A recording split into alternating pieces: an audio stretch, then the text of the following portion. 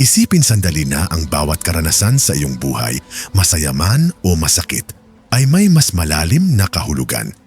Paano kung walang tunay na nangyayari nang hindi sinasadya? Ayon sa karunungan ng Budismo, ang buhay ay nabubuo sa pamamagitan ng mga sanhi at kondisyon, at ang bawat sandali ay umiiral para sa isang dahilan.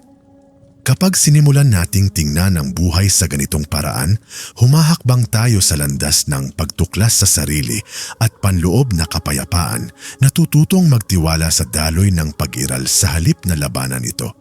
Isa sa mga pangunahing turo sa Budismo ay ang pag-unawa na walang anumang bagay sa buhay ang permanente. Lahat ay patuloy na gumagalaw. Nagbabago ang mga panahon, tumataas at bumababa ang mga emosyon, umuunlad ang mga relasyon, at maging ang ating mga katawan ay nagbabago sa paglipas ng panahon. Ang katotohanan ito, na kilala bilang impermanence, ay nagpapaalala sa atin na ang pagkapit sa anumang sandali ay lumilikha ng pagdurusa. Gusto natin na ang kaligayahan ay magtagal magpakailanman at ang mga paghihirap ay agad na mawala. Ngunit ang buhay ay hindi gumagana sa ganoong paraan.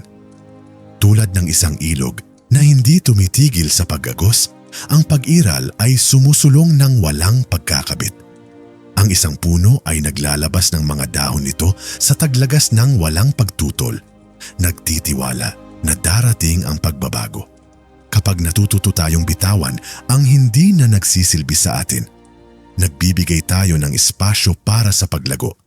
Ang pagtanggap sa pagbabago ay nagbibigay daan sa atin upang tamasahin ang kasalukuyan ng walang takot at harapin ang mga hamon ng may pag-unawa na ang mga ito ay lilipas din. Ang tunay na kapayapaan ay hindi matatagpuan sa pamamagitan ng pag-iwas sa pagbabago, kundi sa pamamagitan ng pagdaloy kasama nito. Walang nangyayari sa buhay nang hindi sinasadya. Ang bawat pag-iisip, salita at kilos ay lumilikha ng mga kahihinatnan, nakikita man agad o kalaunan. Ito ang prinsipyo ng karma, hindi bilang parusa o gantimpala, kundi bilang isang natural na batas ng sanhi at bunga. Tulad ng isang batong itinapon sa tubig na lumilikha ng mga alon, ang ating mga kilos ay nakakaimpluwensya sa ating buhay at sa buhay ng iba. Ang ilang mga epekto ay mabilis na lumilitaw, habang ang iba ay nabubuo sa paglipas ng panahon, ngunit walang nawawala. Maging ang ating panloob na mundo ay mahalaga. Ang mga kaisipang puno ng sama ng loob ay humuhubog sa ating realidad tulad ng pakikiramay at pagtitiis na lumilikha ng pagkakasundo. Ang buhay ay sumasalamin sa enerhiyang nililinang natin sa loob ng ating sarili. Minsan tila ang mabubuting kilos ay hindi ginagantimpalaan o ang mga mapaminsalang kilos ay hindi napaparusahan. Ngunit ang karma ay hindi gumagana sa isang takdang panahon. Tulad ng mga butong itinanim sa lupa, ang ilan ay mabilis na lumalaki habang ang iba ay tumatagal ng mga taon upang mamulaklak. Ang pag-unawang ito ay nagtuturo ng responsibilidad sa halip na sisihin. Sa halip na makita ang ating sarili bilang mga biktima ng pangyayari, kinikilala natin ang ating kakayahang impluwensyahan, ang hinaharap sa pamamagitan ng mga kasalukuyang pagpili. Ang bawat sandali ay nag-aalok ng pagkakataong magtanim ng mga bagong binhi sa pamamagitan ng mga mapag-isip na kaisipan, mabubuting salita, at mga malay na kilos. Hindi tayo binibigyang kahulugan ng nakaraan. Ang bawat araw ay isang pagkakataon upang magsimulang muli. Ang pagdurusa, ayon sa Budismo, ay kadalasang nagmumula sa pagkakabit. Kumakapit tayo sa mga tao, ari-arian, emosyon, at mga inaasahan. Naniniwalang tiyakin ng mga ito ang ating kaligayahan. Kapag ang mga bagay na ito ay hindi maiiwasang magbago, kasunod nito ang sakit. Ang pagbitaw ay hindi nangangahulugang kawalang bahala o kawalan ng pagmamahal. Nangangahulugan ito ng pagpapahalaga ng walang pagmamay-ari, pagmamahal ng walang pagkontrol, at pamumuhay ng walang hinihinging permanente. Kapag lumuwag ang pagkakabit, nararanasan natin ang mas magaan na paraan ng pamumuhay. Isa na nakaugat sa kalayaan kaysa sa takot. Bihirang maganap ang buhay ng eksakto ayon sa ating plano. Bagamat mahalaga ang pagsisikap at intensyon, ang paglaban sa katotohanan ay lumilikha lamang ng mas maraming pagdurusa. Ang pagtanggap ay hindi pagsuko, kundi kalinawan. Ito ay ang kahandaang makita ang buhay kung ano ito nang walang paghuhusga. Maraming pakikibaka ang nagmumula hindi mula sa mga pangyayari mismo, kundi mula sa ating pagtanggi na tanggapin ang mga ito.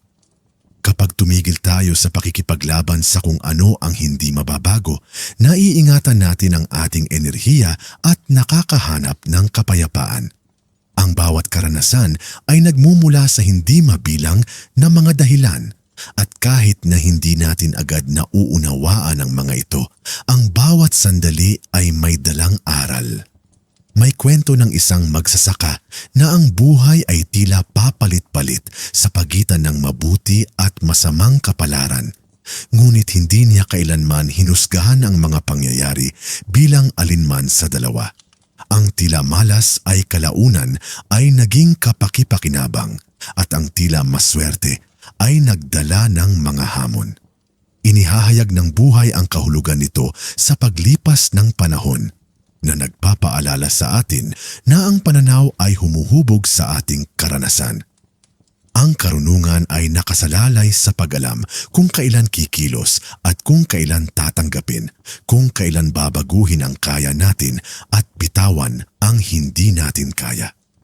Ang mga mahihirap na sandali ay kadalasang may dalang mga nakatagong aral. Ang pagkawala, pagkabigo, sakit at tunggalian ay maaaring maging napakalaki. Ngunit hinuhubog tayo ng mga ito sa mga paraang hindi kailanman magagawa ng ginhawa. Ang mga hamon ay nagpapalakas ng katatagan, nagpapalalim ng habag at nagpapabuti ng pag-unawa. Tulad ng isang paru-paro na nangangailangan ng pakikibaka upang mapaunlad ang mga pakpak nito, ang personal na paglago ay kadalasang lumilitaw mula sa kahirapan. Ang sakit ay nagiging isang guro kapag natutugunan ng kamalayan na nag-aalok ng pananaw sa kung ano ang nangangailangan ng paggaling o pagbabago sa loob natin. Sa halip na magtanong kung bakit nangyayari ang isang bagay, maaari nating itanong kung ano ang itinuturo nito sa atin. Ang pagbabagong ito sa pananaw ay nagbabago sa pagdurusa tungo sa karunungan. Sa paglipas ng panahon, maraming kahirapan ang nagpapakita ng kanilang mga sarili bilang mga punto ng pagbabago na gumagabay sa atin patungo sa paglago, kalinawan o mga bagong simula. Walang nasasayang kapag nananatiling bukas tayo sa pag-aaral. Gayunpaman, ang isip ay madalas na gumagala sa pagitan ng mga nakaraang pagsisisi at mga alalahanin sa hinaharap. Bihirang magpahinga sa kasalukuyang sandali. Itinuturo sa atin ng pagiging mapagmasid na bumalik sa ngayon, ang tanging sandali na tunay na umiiral. Kapag tayo ay naroroon, mas nararanasan natin ang buhay ng lubusan at binabawasan ang hindi kinakailangang pagdurusa. Ang pagiging mapagmasid ay hindi limitado sa pagmumuni-muni. Ito ay isang paraan ng pamumuhay ng may kamalayan sa mga simpleng sandali. Pagkain, paglalakad, pakikinig, paghinga. Kapag ang atensyon ay bumalik sa kasalukuyan, ang stress ay lumalambot at ang kalinawan ay lumilitaw. Sa pamamagitan ng pag-obserba sa mga kaisipan nang hindi nawawala sa mga ito, natututuhan natin na ang mga emosyon ay tumataas at bumabagsak na parang mga ulap na dumadaan sa kalangitan. Hindi natin kailangang kontrolin ang mga ito, pansinin lamang ang mga ito.